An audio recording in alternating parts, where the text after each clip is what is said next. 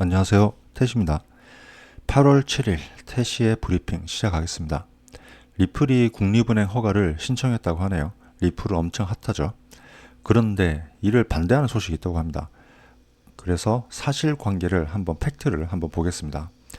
국제은행가 협회, 여기가 ICBA라고 하던데 여기에 따르면 비전통적 기관이 규제 감독 없이 예금 수사 서비스를 제공하는 건 건전성을 위협할 거라고 실제로 얘기하고 있습니다. 저는 이게 사실일까 아닐까 궁금했는데 실제로 그렇게 얘기하고 있네요. 그런데 여기서 좀 궁금한 게 진짜 규제 감독 없나요? 있을 텐데 저는 이게 좀 의문이에요.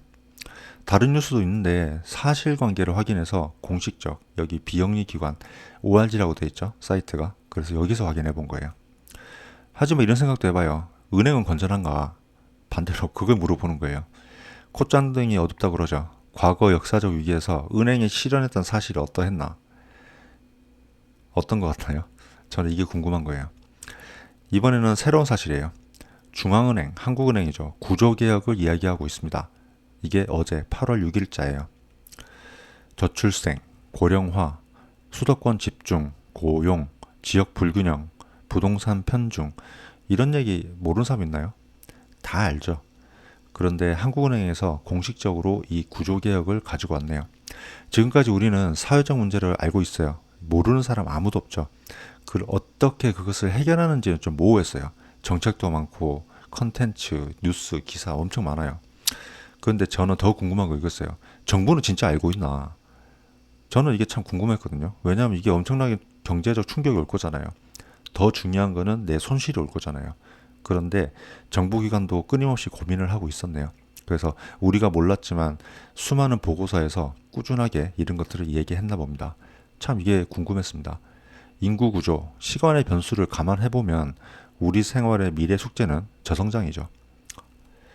자본주의는 계속해서 성장이라는 것을 할 텐데 과거에는 엄청 많았죠. 물적 자원이. 우리는 꾸준하게 일할 사람들이 넘쳐났습니다. 인구도 그렇게 많지 않았는데 지금은 이렇게 많아졌죠. 그리고 돈이 부스팅 작용을 했죠. 이 돈을 투자하고 사람들이 엄청나게 거기서 일을 하면서 우리는 한강의 기적을 이뤄냈죠. 그런데 그게 지금 막히는 시점이 왔다는 거죠. 다 알죠. 하지만 아직 피부에 와닿지 않을 뿐이죠. 그걸 정부도 인지하고 고민하고 있다는 거죠. 해당 연구 보고서를 기반으로 한번 추리를 해봤어요. 이미 우리는 물가를 위협하는 수준이고 금리가 왜냐? 우리 금리가 2점 몇 퍼센트, 3% 수준인데 예금 이자가 그거밖에 안 되죠. 그리고 대중적으로 그리고 전통적으로 가장 많이 이용하는 게 예금인데 지금 그게 물가를 위험한 수준이죠. 위협을 하죠, 실제로. 만약에 추가 인하를 한다 그러면 버블이 생기겠죠. 안 그러면 통화 가치가 흔들릴 수도 있고 아니면 현재 우리가 직면한 대출하고 시간의 문제를 한번 생각해 보면 더 부각이 되겠죠. 왜냐하면 대출과 시간은 뺄 수가 없고 우리 경제 성장도 뺄 수가 없는 요소죠. 정책도 쉽지 않습니다. 우리의 노동력, 임금, 그리고 그것이 지속 가능한 시간이 존재하죠. 그거는 인구 구조가 말해주죠. 만약 금리를 인상한다, 그러면 현재 우리의 노동력과 임금 수준에 부담이 되겠죠. 결국 부채 해결에는 가까워질 수 있습니다. 왜냐하면 더 안 늘어날 테니까요. 근데 양날의 검이죠. 결국 자원이 충분하지 않은 상태, 지금이죠. 인적 자원이 점점 앞으로는 사라지죠. 인구 전체 파이를 떠나서 이제 생산을 할 수 있는 그 파이 자체가 사라지는 거죠. 근데 하나를 놓치게 되는 뭐 그런 상황이 아닐까 싶습니다. 그러니까 진짜 문제는 다음이라는 거죠. 왜냐하면 우리에게 가장 큰 문제는 시간이죠. 시간. 이미 자원은 정해져 있고 그 소멸할 시간도 정해져 있습니다. 근데 진짜 문제는 시간인데 왜냐하면 이러한 게 한정적이고 확정적인데 소멸할 거다. 언제까지 이렇게 해야 될까요? 그런데 이제 다음 뉴스는 소비자 보호 뉴스예요. 사기가 아직도 있네요. 이동전화, 휴대전화는 많죠. 피해를 입고 있다고 합니다. 특히 고령 소비자들. 저도 휴대전화를 사용하는데 오프라인 매장 안 가요. 그런데 여기 보고서에서 보면 오프라인 문제가 70.3%랍니다. 더군다나 고령자 서비스. 이거는 저도 겪어봤는데 과한 영업 때문이지 않을까 싶어요. 그래서 저는 매장을 안 갑니다.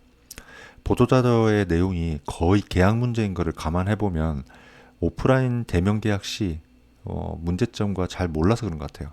왜냐하면 1대1로 보는 거하고 인터넷에서 그냥 아니면 그냥 바로 창 닫아버리는 거하고 그건 다르잖아요. 그래서 특히 고령자분들은 이제 앞으로 우리 많겠죠. 지금 절반 이상이 될 거예요.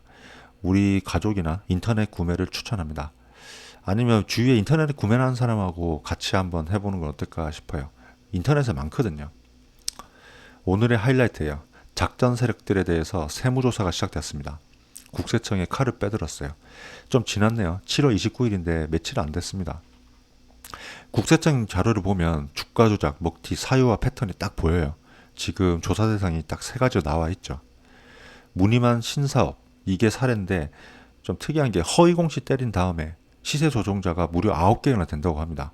각자 공시로 주가 부양 후, 대량 매도 후, 주가 급락. 이거 과거나 지금이랑 항상 똑같아요. 우리가 지난 영상에서 한번 봤죠. 주가 폭락의 역사. 거기에도 이런 패턴이 보이죠. 허위 공시. 이제 사업은 이렇게 될 거다. 그런데 실제로는 매출이 없고 그러고 나서 폭락을 하는. 그런데 그 사태하고 이거 좀 다른 거는 그때는 전체적인 경기 흐름이었다면 이거는 특정 기업만 그런 거잖아요. 다음으로 껍데기 먹튀 패턴이에요. 이미 거래 정지되는 정지나 안 그러면 상폐된 기업인데 마이너스 86% 손실로 회복이 불가능한 상태래요. 마이너스 86%. 이건 대공황이네요. 대공황만큼 손실을 봤습니다. 그리고 사익 펀치 사례도 있어요. 기업이 무려 10개나 되는데 일감 몰아주기. 이거는 뉴스에서 우리도 많이 들었죠. 그런데 주주 배당은 영원이래요. 그리고 사주한테 과다한 급여 지급을 살해했답니다. 좀 슬프네요. 그런데 투자자들의 넋두리 한번 들어보실래요? 신사업 투자 발표 후 매출이 없었대요. 참 슬프죠. 2차 전지 투자 후 주가 조작에 손실을 본 투자자는 전셋집 탈출을 꿈꿨답니다. 암호화폐도 이런 사례 있었죠. 먹튀 기업에 당한 투자자는 횡령 사태를 어떻게 예방할 수 있을까요? 이거 참 의문이에요. 추후 횡령에 대한 연구 자료도 한번 만들어 봐야겠습니다. 이거 어떻게 막을 건가요? 우리는 숫자만 보고 공시 자료라 해서 그걸 믿고 해야 되는데 실제로 회계는 나중에 밝혀져 갖고 사기인 경우도 있었죠. 분식회계. 그걸 막을 수 있는 방법을 참 모르겠어요. 오늘까지 뉴스입니다. 다음 영상에서는 또 피부에 와닿는 그런 뉴스를 가져오겠습니다. 감사합니다.